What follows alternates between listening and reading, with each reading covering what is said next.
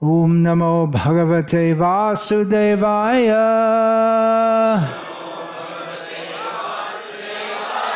Om Namo Bhagavate Vasudevaya. Om Namo Bhagavate Vasudevaya.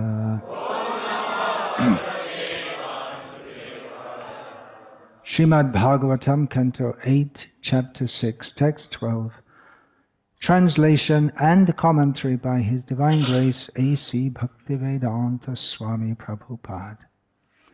Yatha Agnim Edhasi Amritam Cha Goshu Bhuvi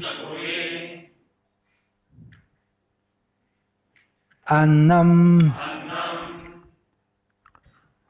Ambu Udyamane Cha Vrittim Yogai Manushyaha Adhyanti Hi Tvam Guneshu Buddha Kavayaha Vadanti Yatagnimedhasyamritam chagoshu Bhuvyannamambudyamane chavrittim Yogair manushya adhiyanti tvam Guneshu buddhya kavayo vadanti Yatagnimedhasyamritang chagoshu Bhuvyannamambudyamane chavrittim Yogair manushya adhiyanti tvam Guneshu buddhya kavayo vadanti.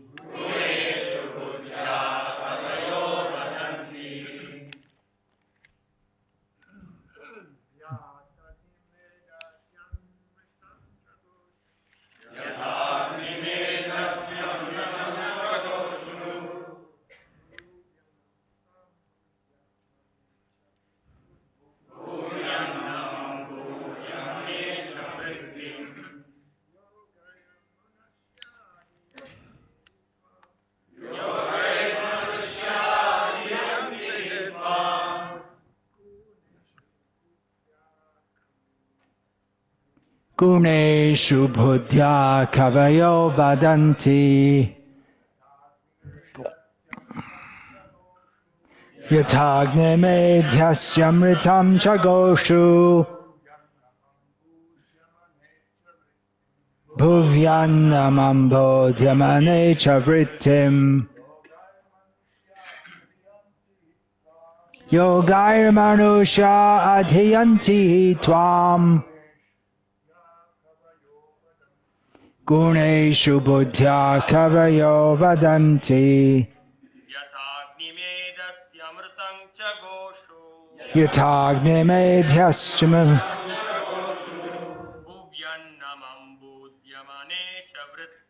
Bhuvyannamambudyamane chavrittim Yogair manusya adhayanti tvam Guneshu buddhya kavayo vadanti Yatagnimedhasyamritam chagoshu Bhuvyannamambudyamane chavrittim Yogairmanusha adhyanti tvam. Guneshu buddhya kavayo vadanti. Ladies, please. Yatagnyamedhasamad.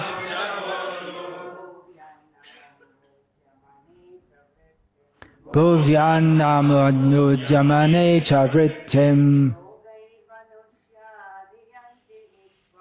Yogairmanusha adhyanti tvam. Guneshu buddhya kavayo vadanti.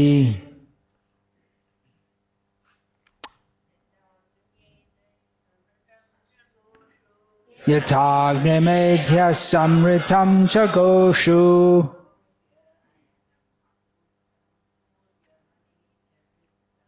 Bhuvyanamabhugabhini chavrittim. Yogai manusha abhayanti tvam.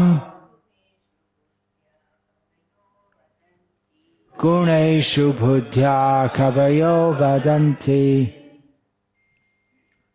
Yatha as agnim fire, edhasi in wood, amritam milk, which is like nectar, cha and goshu from cows, bhuvi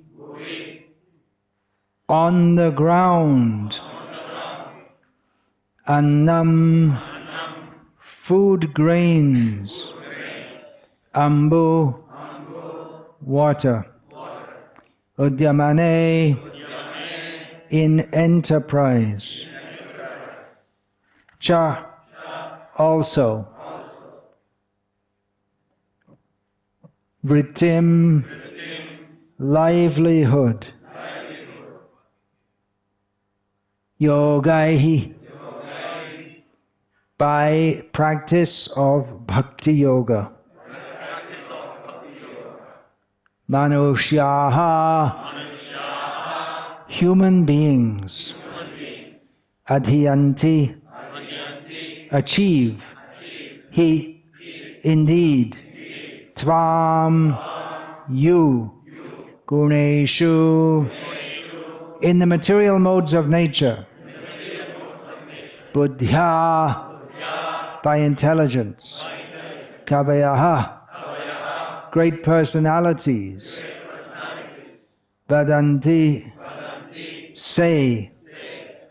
Verse translation: as one can derive fire from wood, milk from the milk bag of the cow, food grains and water from the land, and prosperity in one's livelihood from industrial enterprises, so by the practice of bhakti yoga, even within this material world, one can achieve your favor or intelligently approach you.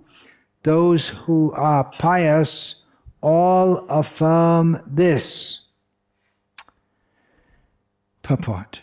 Although the Supreme Personality of Godhead is nirguna, not to be found within this material world, the entire material world is pervaded by Him, as stated in Bhagavad Gita. Where in Bhagavad Gita does Krishna say? The whole material world is pervaded by Him. Maya tatam idam saravam. The material world is nothing, right? Buddhism, right? The material world is nothing. The material world is nothing but an expansion of the Lord's material energy. And the entire cosmic manifestation rests upon Him. Matstani sarva bhutani. Nonetheless, the Supreme Lord cannot be found here. Nachahang teshvavastitaha. A devotee, however, can see the Supreme Personality of Godhead through the practice of Bhakti Yoga. One ordinarily does not begin to practice Bhakti Yoga unless he has practiced it in previous births. Moreover, one can begin Bhakti Yoga only by the mercy of the spiritual master and Krishna. Guru Krishna Prasade Pai Bhakti Lata Bij. The seed of devotional service is obtainable by the mercy of Guru, the spiritual master, and Krishna, the Supreme Personality of Godhead. Only by the practice of Bhakti Yoga can one achieve the favor of the Supreme Personality of Godhead and see Him face to face. Premanjana Churita Bhakti Vilochanena Santa Sadaiva Hridayeshu Vilokayanti. One cannot see the Lord by other methods such as karma, jnana, or yoga. Under the direction of the spiritual master, one must cultivate Bhakti Yoga, Shravanam Kirtanam, Vishnu Smaranam Pada Sevanam. Then, even within this material world, although the Lord is not visible, a devotee can see Him. This is confirmed in Bhagavad Gita, Bhaktya Mam Abhijanati Yavan Yaschasmi Tatvataha.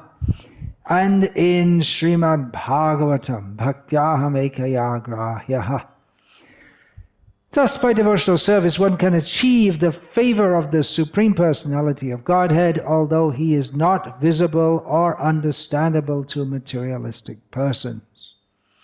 In this verse, the cultivation of Bhakti Yoga is compared to many material activities.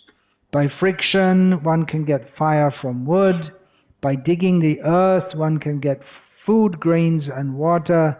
And by agitating the milk bag of the cow, one can get nectarian milk. Milk is compared to nectar, which one can drink to become immortal.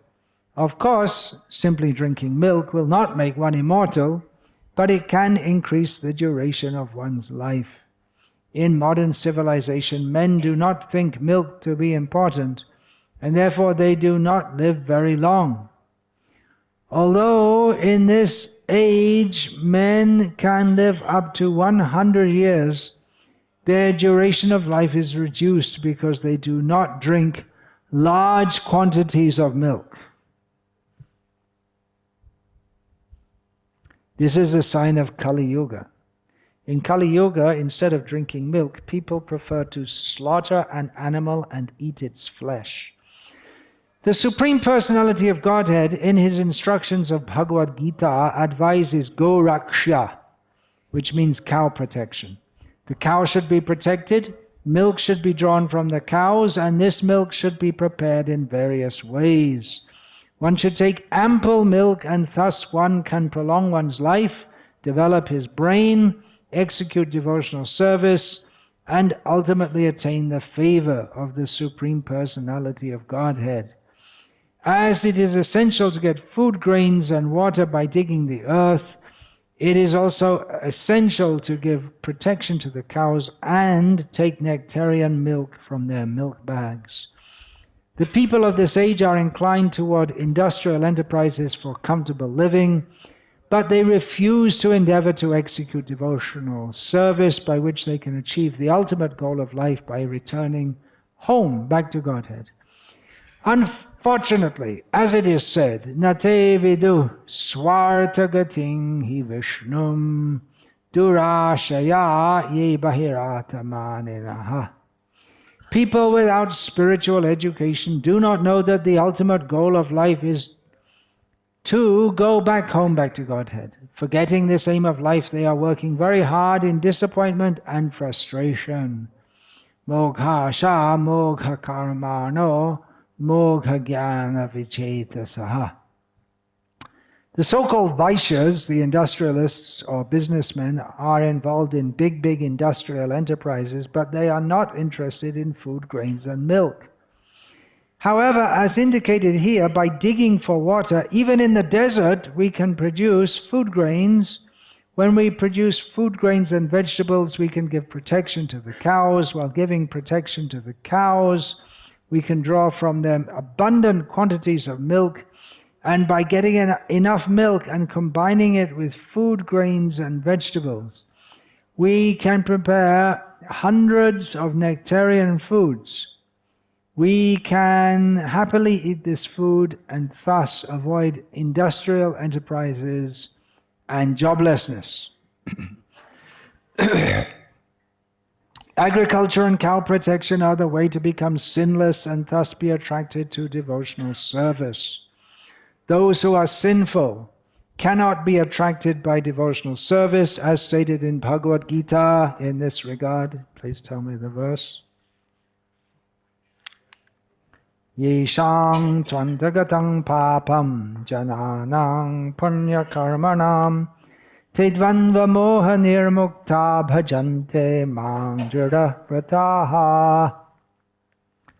Persons who have acted piously in previous lives and in this life, whose sinful actions are completely eradicated and who are freed from the duality of delusion, engage themselves in my service with determination. The majority of people in this age of Kali are sinful, short-living, unfortunate, and disturbed. Manda sumanda mateyo manda bhagya hi upadutaha. For them, Chaitanya Mahaprabhu has advised, Hare Nama, Hare Nama, Hare Nama Iva Kevalam, Kalau Nascheva Nascheva Nascheva Gatiranyata. In this age of quarrel and hypocrisy, the only means of deliverance is chanting the holy name of the Lord. There is no other way, there is no other way, there is no other way. Om Jnanatimirandhasya Jnananjana Shalakaya Chakshurun Militam Yena Tasmai Shri Gurave Namaha Nama Shreshtham Manamapi Shachiputramatra Surupam Rupam Tasyagrajamurupuring Mathurim Goshtavatim Radha Kundam Girivaramaho Radhika Madhavasham Prapto Yasya Pratita Kripaya Shri Gurum Tamnatosmi Vandeham Shri Guru Shri Ataf Padakamalam Shri Gurun Vaishnavangscha Shri Rupam Sagrajatam Sahagana Raghunatan Vitam Tam Sajivam Sadvaitam Savadhutam Parijana Sahitam Krishna Chaitanya Devam Shri Radha Krishna Padan Sahagana Lalita Shri Vishakha Vitamscha. Hare Krishna, Krishna Krishna, Hare Hare, Hare Rama, Rama Rama, Hare Hare. Example is given in this verse. One can derive fire from wood. Fire is not seen in wood, but those who know the process can extract fire from it. Milk can be extracted from the milk bag of a cow. Those who don't know won't be able to take the milk, but those who know, you can't see the milk when it's inside the milk bag of a cow, but those who know the process can take it out. One may not imagine that food grains can come from the earth. If people who live in big modern cities, they think food grains come in packets from shops. They might be surprised to see how food grains come from the earth. And water comes from the earth. One who's maybe just walking on the land and not understand that water can be extracted from underneath the land. Those who know, they can take advantage and be benefited. So similarly, the example is given here that even though Krishna cannot be seen within this world, there is a process called bhakti yoga by which one can approach Krishna. One can see him, as Srila Prabhupada mentions in this purport. And parallel to this, we can see that although in this verse there might not be so much that we might think to talk about, but then Srila Prabhupada has brought out so many points in the purport. He sees things that we don't see, or by his grace we can begin to see them, which he mentions in this purport also, that the process is by the mercy of Guru and Krishna, then one can get trained and understand all these things. In this verse, one of the points that Srila Prabhupada has emphasized is the necessity of cow protection as compared to the industrial civilization. In this regard, I'll read from one of the purports that Srila Prabhupada composed even before traveling to the West. This is from Canto 1, Chapter 10, Text 4. Purport. Srila Prabhupada wrote, "Grains and vegetables can sumptuously feed a man and animals, and a fatty cow delivers enough milk to supply a man sumptuously with vigor and vitality. If there is enough milk, enough grain, enough fruit, enough cotton, enough silk, and enough jewels, then why do people need economic development in the shape of tools and machines? Can tools and machines supply vigor and vitality to men and animals? Can machinery produce grain, fruit, and milk, or jewels and silk? Are jewels and silk, along with varieties of foodstuffs prepared with ghee, grain, milk, and fruits, not sufficient for man's pure, luxurious, and healthy life?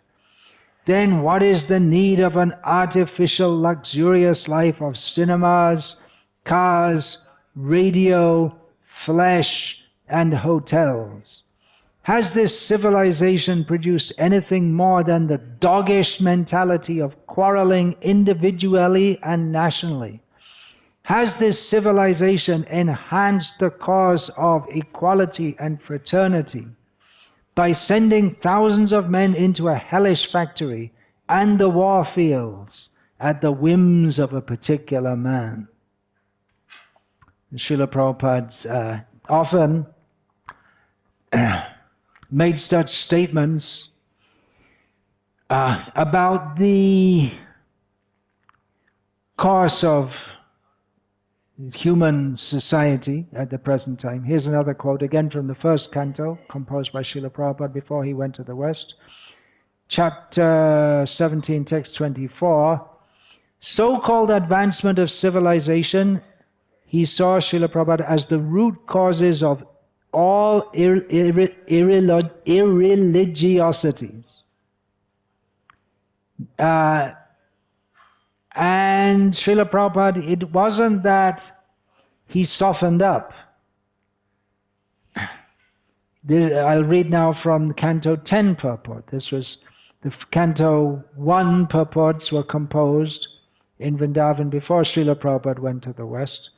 And the Canto 10 purports were after Srila Prabhupada had been in the West for over 10 years. He wrote in Canto 10, Chapter 5, Text 26 purport, "Because they are not giving any importance to the instructions of Krishna, the advancement of their so-called civilization resembles the crazy efforts of men in a lunatic asylum." That's how Srila Prabhupada saw it. And the cause, they're not giving importance to the instructions of Krishna. So it's a society of madmen. In the purport from Canto 1, Chapter 10, Text 4, I read just now, Srila Prabhupada said, he wrote about sending thousands of men into hellish factories and the war fields. But actually what passes as civilization at the present time, it's a very elaborate system for sending not just thousands of men, but the whole population to hell. The warfield is hell, the factory is hell, dungeon for demons. Srila Prabhupada gave us a synonym of factory, dungeons for demons. But what passes as civilization nowadays is just sending, everyone goes to hell. It's designed to make a hellish condition on the earth now, and because their so-called advancement of civilization is the root cause of all irreligiosity, then everyone goes to hell. From the very beginning of a person's life, any possibility of spiritual inclination is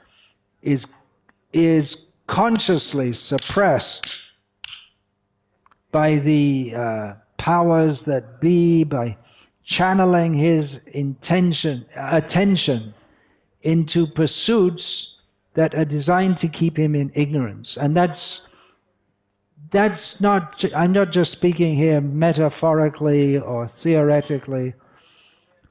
It's a very conscious endeavor by the powers that be, that by television and now the internet, and channeling people's interest into pornography and sports, following the affairs of cinema stars and the royal family, celebrities made into celebrities for what? For what did they do of any benefit to human society? Nothing. But they become the object of people's interest. So in this way, the dumbing down of society. Srila Prabhupada also noted this, that the leaders of society, they want to keep people in ignorance so that they can manipulate them. But the actual effect is that the leaders all go to hell and the followers all go to hell. Yata andhaya, what is that verse? Tipisha tantram urudam nibadham. What's the line before that? Andhayata. Andhayata. Andhayata andhaya rupaniyamanas.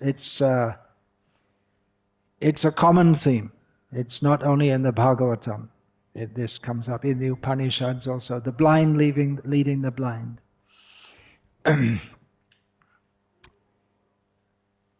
So the exploitive leaders, their motive is to exploit, quite opposite to Vedic civilization, where the leaders, they're supposed to help everyone develop their inherent ability to be Krishna conscious. But the demoniac leaders, they want to exploit others.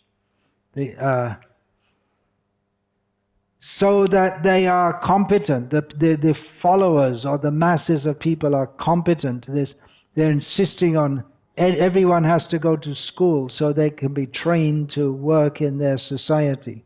And not only trained so they can be technologically savvy, but also to have the mentality of being Shudras. I must say myself, before I joined this movement, at school and getting to the age 15 or 16, then you start to think, well, what kind of job are you going to have? And then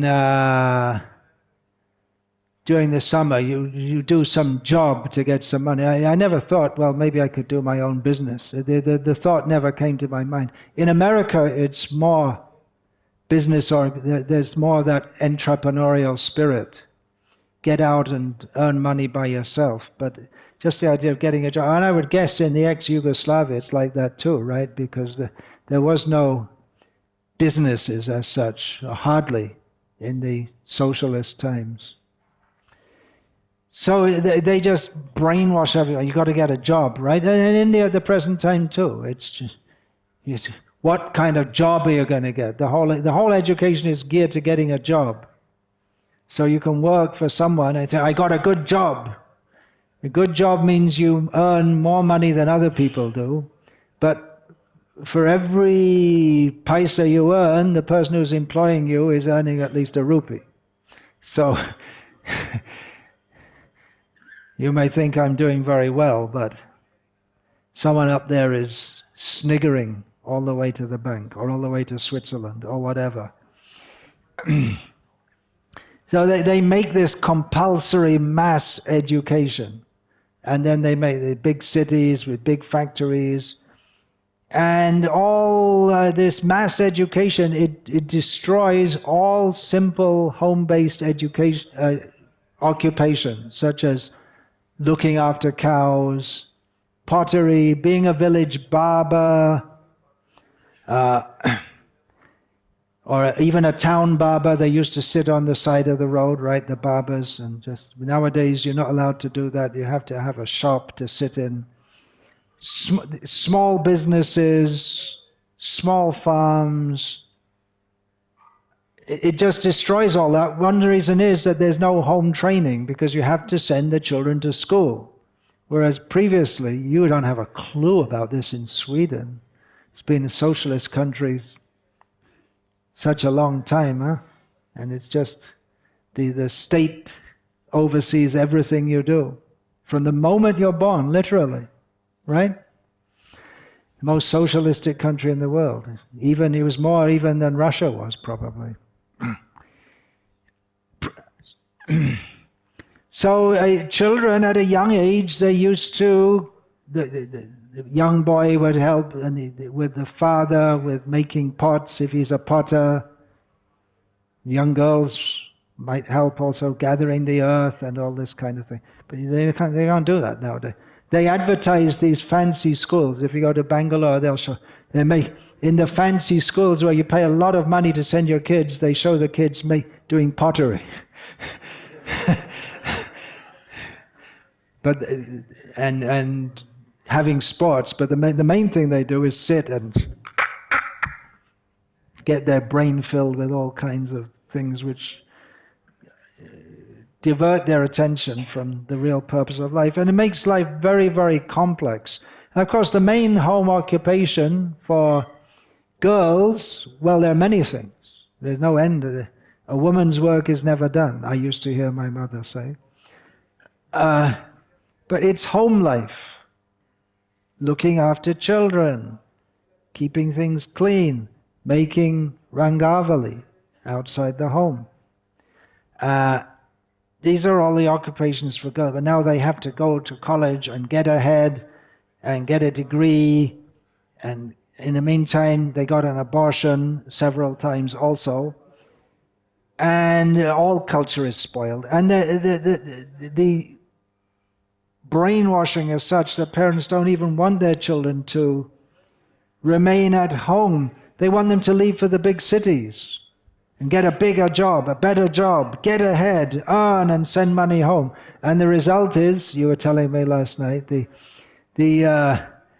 Brahmin families, they sent all their kids to America and they never thought, who's going to look after me in my old age? So they're all lamenting and rotting away in old age homes. The money is being sent by their children from America, but there's no one to look after them with the love and affection and the duty that they gave to their own parents, because they were told, why are you just being a Brahmin sitting at home studying the Vedas, and got good brain, you send your kids, let them get a good job. So they got a good job, and the parents are rotting away in old age homes, and the whole culture is broken down. There's no farm labor available because the kids are going to school. You go in the villages, you'll see they're all in their uniforms going to school. There's no, so the kids who used to help in the farms, they don't help in the farms. And then the older people, they also don't want to work in the farms because they have the idea that it's all very backward and you have to get a better job. And the government gives them, how much is it? 300 rupees a day? Guaranteed employment. The government makes a scheme that we'll give you 300 rupees and we'll give you work. And the total amount of work they do is signing each day and getting the money. And they have to give a bribe to the person who's dispatching the money, and they get money, and whatever little money they get, they drink, and then they sleep. And you find it's the women in the villages who are working in the fields, because the men, they get money for doing nothing. They're all drunk, and the women, they're interested in feeding their children, so they go out to work, and the kids are at school. And the whole culture's broken down. No one wants to do hard work, which is required for manual labor, and then the small farms collapse, and there's no one to work them, and then the big companies come in and make huge farms, agribusiness. They destroy the soil, they destroy the whole, they're destroying the soil. There's so much protest all over the world against these Monsanto, but they're not just destroying the soil, they're destroying the soul. That's even more important. It all goes together. And the people are moved off the land, and the forests are all cut down, and completely exploitive mentality. In the cities, the children are sent to school, and the mothers are unoccupied, and they want to go to work. They need to work so they have enough. Their husband is working, if they have a husband. And then they have to work to earn enough money to send their children to prestigious schools, which you have to pay for. And then the kids, they don't grow up at home. They grow up more. They spend more time at the school. They don't eat their mother's food. There's a very good arrangement, midday meals in the schools,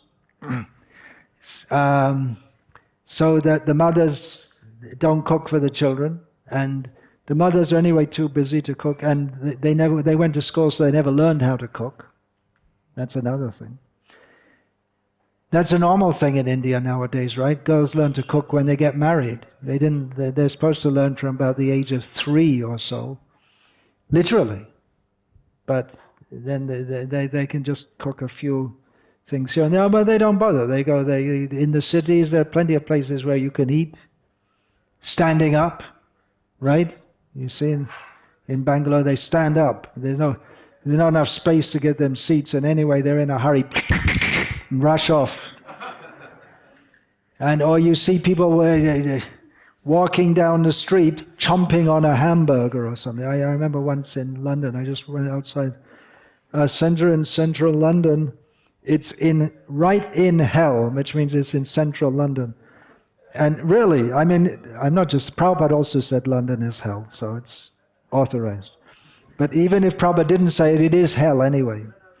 So I walked out once and I saw it's midday, and there's a guy, he's got something which I didn't look at too closely because you wouldn't want to, something horrible in one hand, chomping on it, and in the meantime he's holding a phone in the other hand and speaking and walking down the street as fast as he can without bumping into all the other people who are doing the same thing, coming the other way. And this is his lunch break.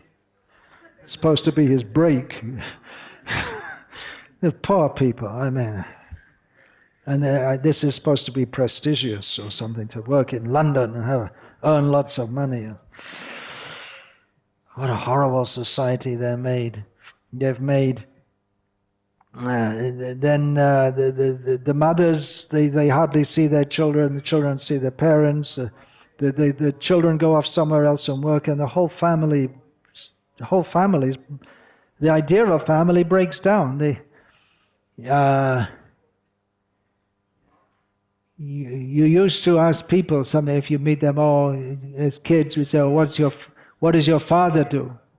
But you may not ask that question nowadays because they don't have a father, actually. Is that right in Sweden? Would you ask as a child at school, what does your father do? Maybe not. Maybe he has 2 mothers, 2 lesbians as mothers. No, it's quite seriously. And it's about 50% of kids grow up in America with only 1 biological parent. So we hear from the statistics. And this is called progress of civilization. Somehow They see it as progress. And stupid Indians are following all this.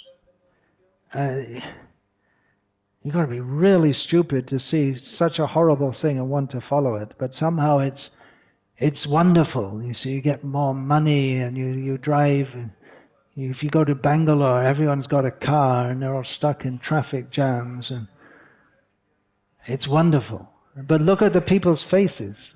Forget Bangalore. Just go in Salem and look at people's faces. Does anyone look even slightly happy?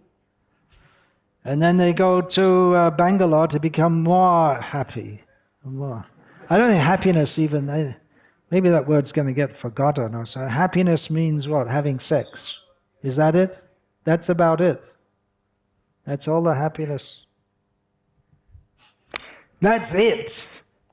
Their whole life, that's all they get. Just, even the animals. And then the animals are also tortured.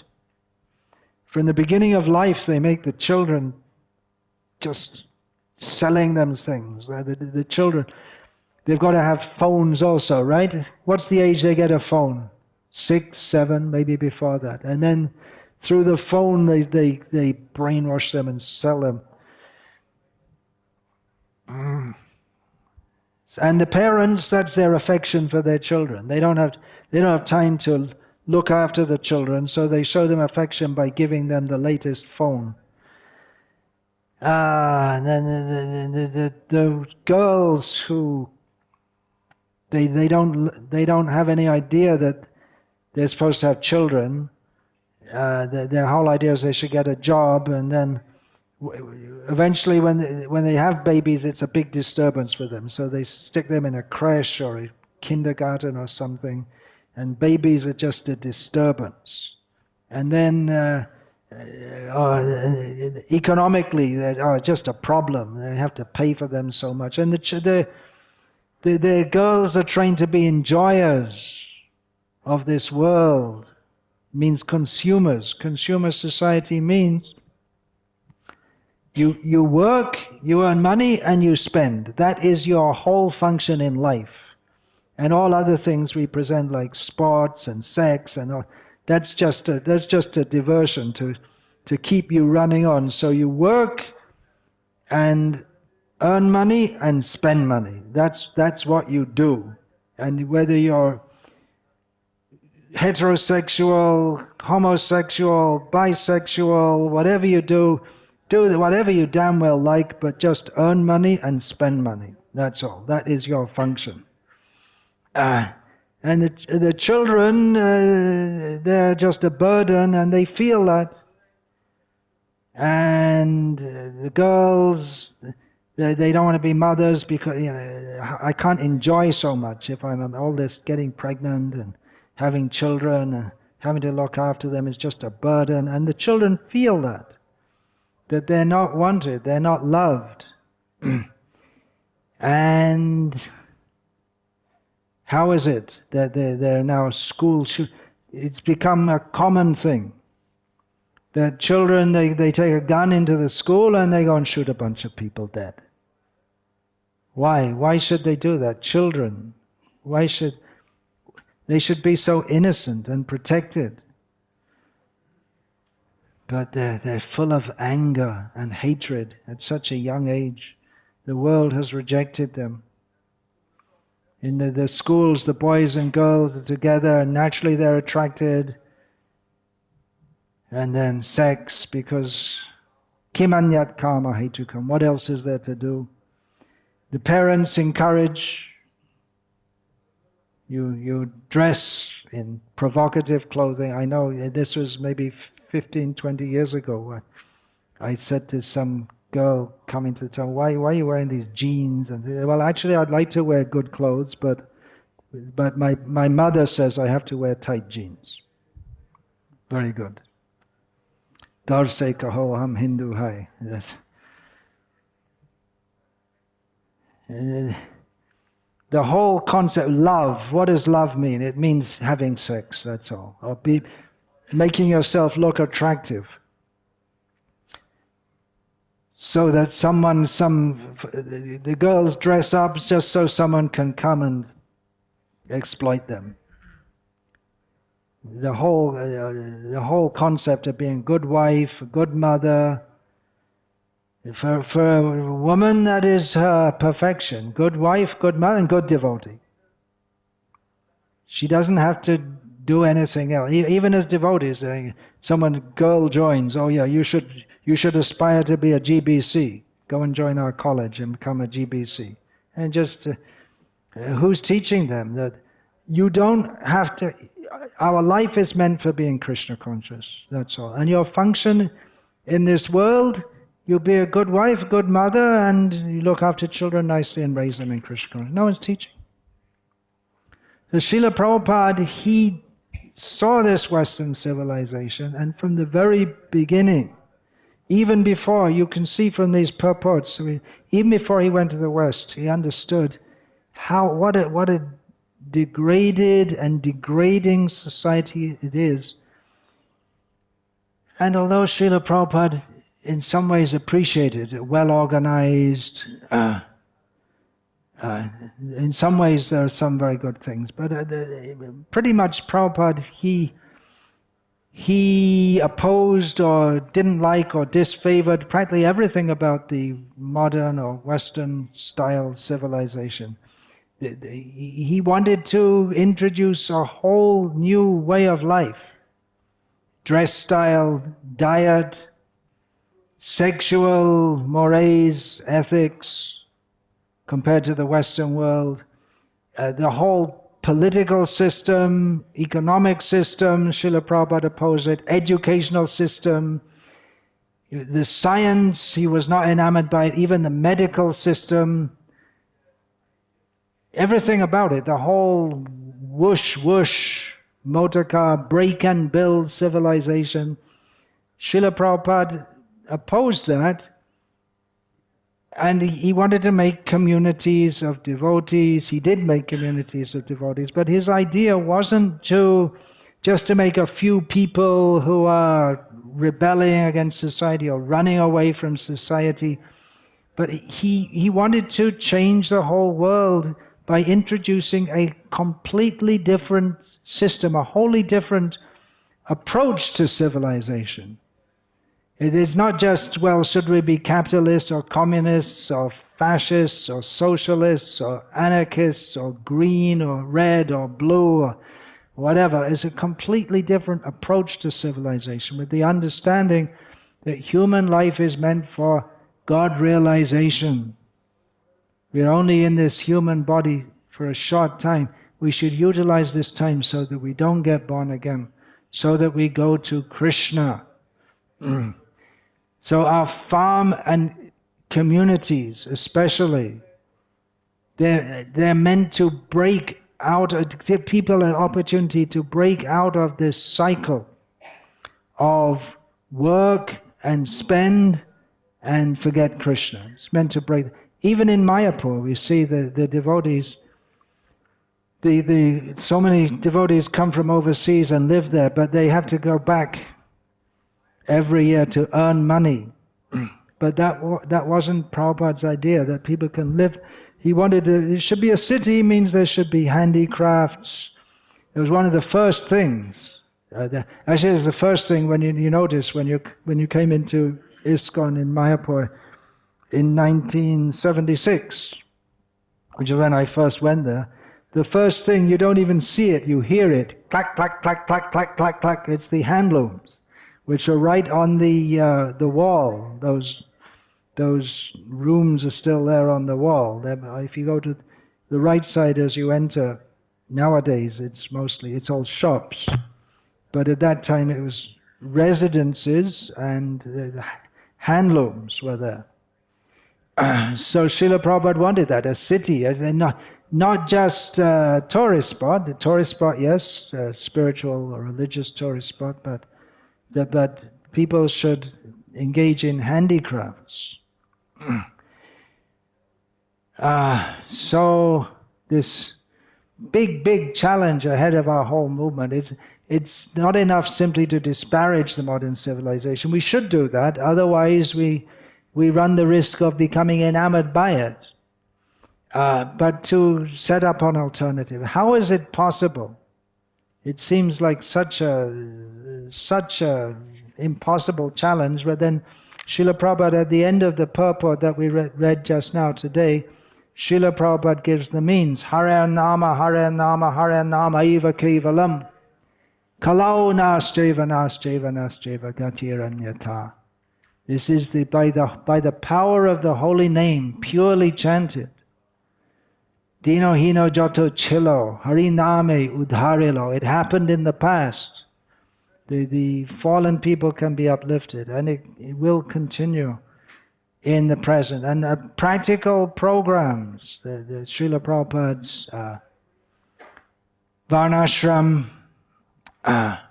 initiatives and training young boys from the beginning, Gurukul, Sri Praharad Uvacha, Kaumara Acharet Pragyo Dharman Bhagavataniha, Durlabhang Manusham Janma, Tadapya Dhruvam Artadam.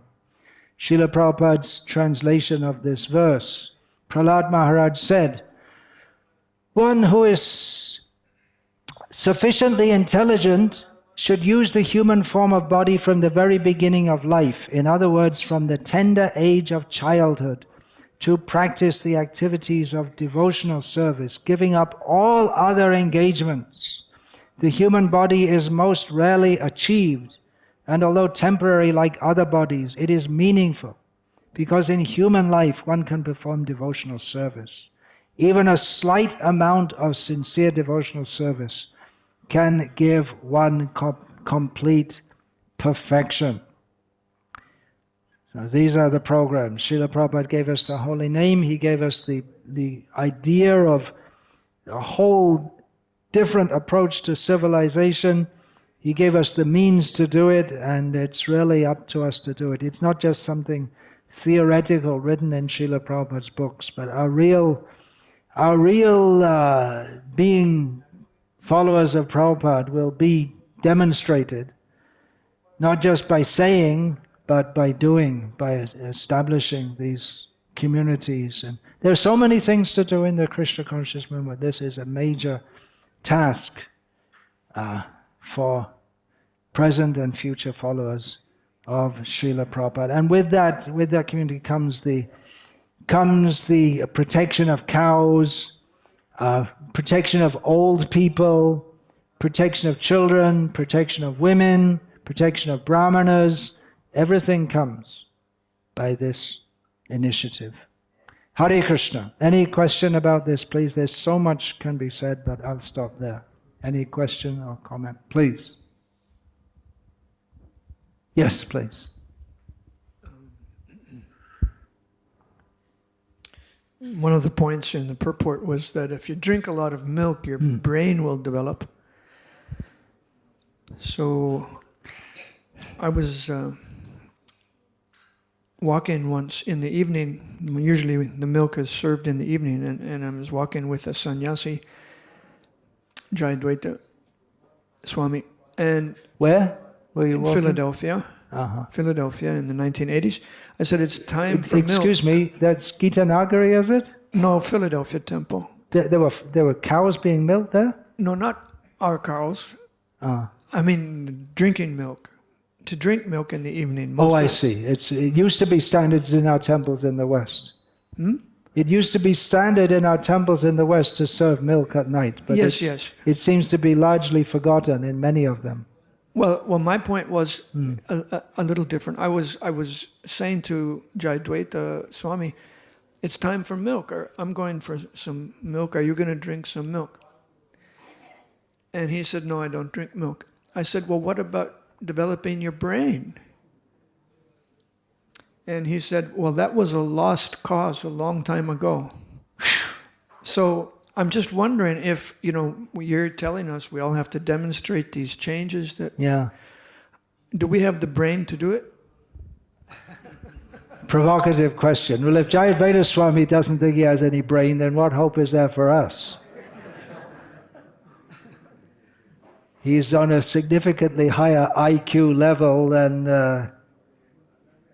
the average devotee. well ahead.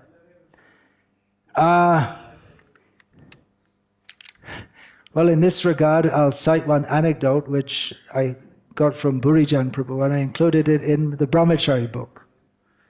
Srila Prabhupada, in a class somewhere in Australia, I believe it was, said that if one retains one's semen for the first 20 years of life, he develops so much brain power. And then Prabhupada opened his eyes and looked at all the brahmacharis looking morose. And Prabhupada said, and if you chant Hare Krishna, you also become intelligent.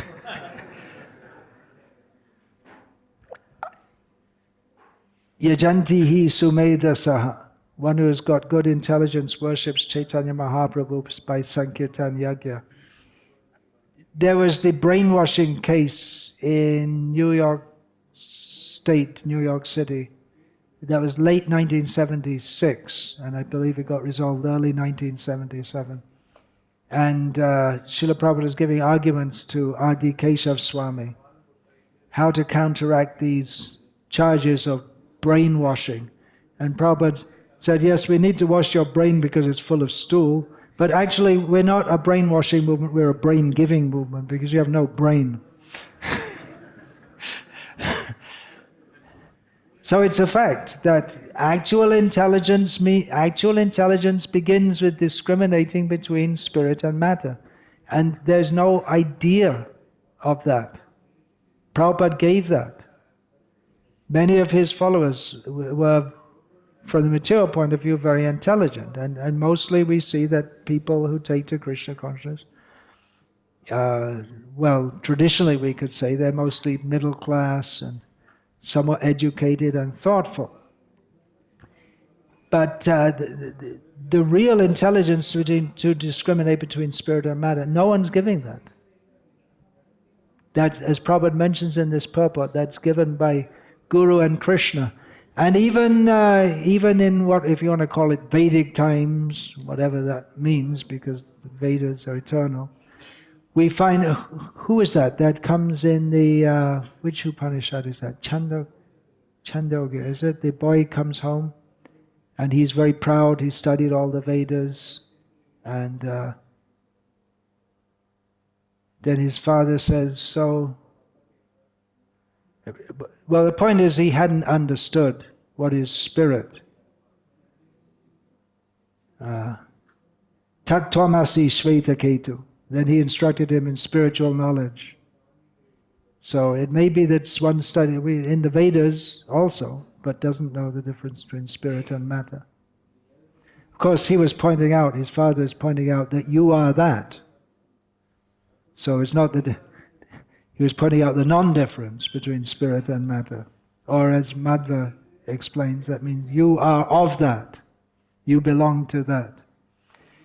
But yeah, it is specifically, Srimad Bhagavatam is actual knowledge. Kalod nashta drisham esha puranako danodita. People who have lost their vision, their intelligence in the dark age of Kali, they will get light from the sun, which is the Bhagavat Purana. Spiritual intelligence is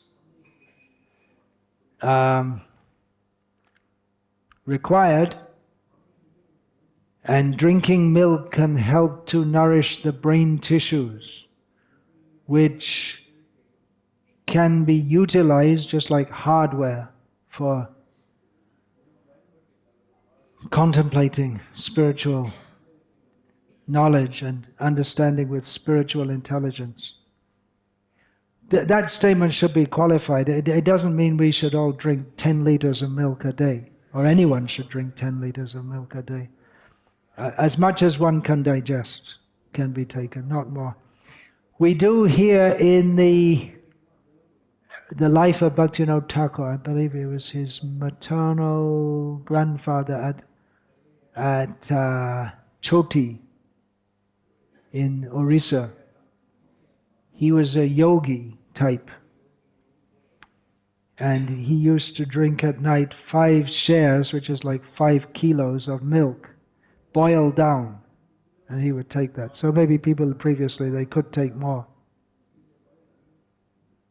take according to our needs. But that's also important. And in Mayapur, Srila Prabhupada is very concerned that the Gurukul boys get cow's milk every evening.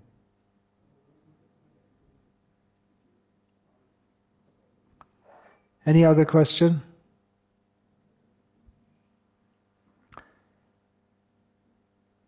Vancha kalpatarubhyascha kripa sindhubhya evacha patitanam pavanebhyo vaishnavebhyo namo namaha.